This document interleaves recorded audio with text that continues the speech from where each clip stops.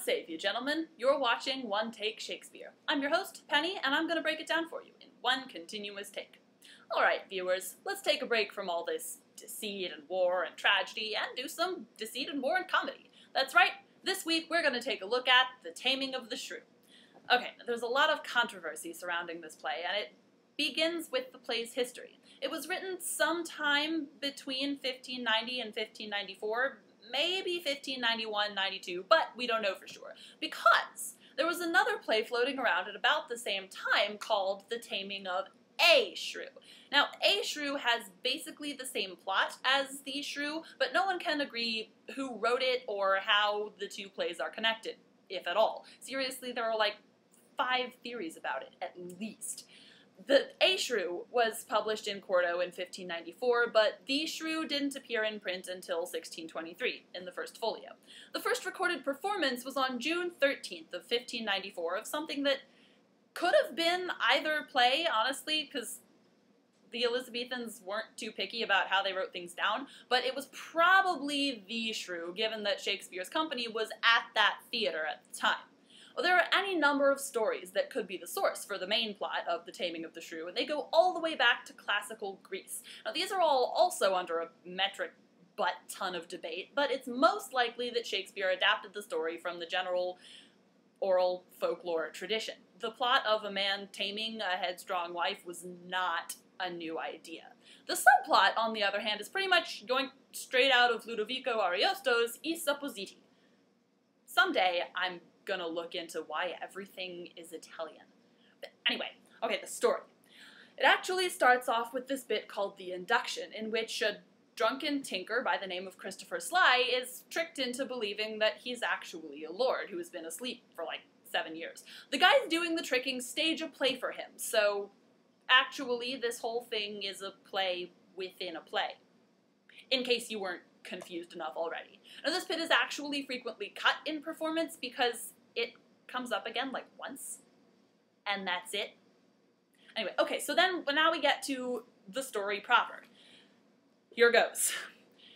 A nobleman of Padua called Baptista Minola has these 2 daughters, and he has decided that the younger daughter can't get married until the older daughter does. Now, this is not exactly great news, because the older daughter, Katharina, or Kate, as she's frequently called in the play, is, well, she's a shrew, which basically means that she's got a horrible temper and she's not afraid to take it out on basically anyone.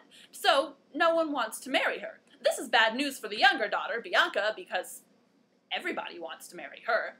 So 2 of Bianca's suitors, Hortensio and this rich old guy, Gremio, decide they're going to team up and get Kate married off so they can woo Bianca.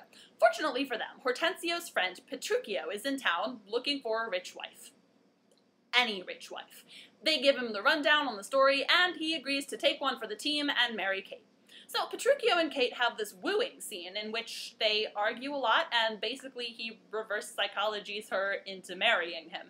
It's actually really funny. It is full of this fast and furious wordplay. It is great.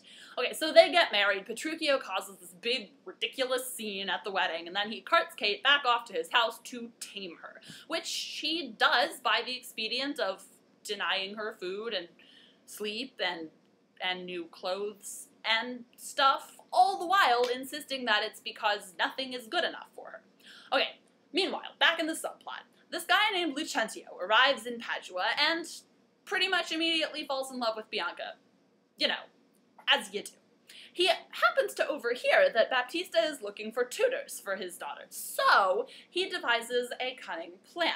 He switches places with his servant Tranio. So Tranio pretends to be Lucentio, and Lucentio pretends to be a Latin tutor so he can get into the house and woo Bianca. It works, surprise, and they plan to elope. Meanwhile, Tranio, under the guise of being Lucentio, plays pair the spares a little and convinces Hortensio to forget about Bianca and marry a rich widow instead. So that all works out, and we wind up with 3 couples for the last scene. The last scene is sort of this banquet party thing at Baptista's house, and this is where the play gets really problematic. Because, you know, it wasn't already. are three guys, Petruchio, Lucentio, and Hortensio. Everybody ends in io in this play, I guess. Anyway, they get into a big debate about which one of their wives is the most obedient, and they decide to settle it with a bet. They send all three of their wives out of the room and then send a servant to call them back in one by one. Now, Hortensio's widow and Bianca both refuse to come back, categorically refuse. But Kate comes right back in and delivers a long speech all about how being submissive is totally awesome and how wives should all do it. Everyone's really impressed, and that's the end. That's the end of the play. So, oh boy, where do I start?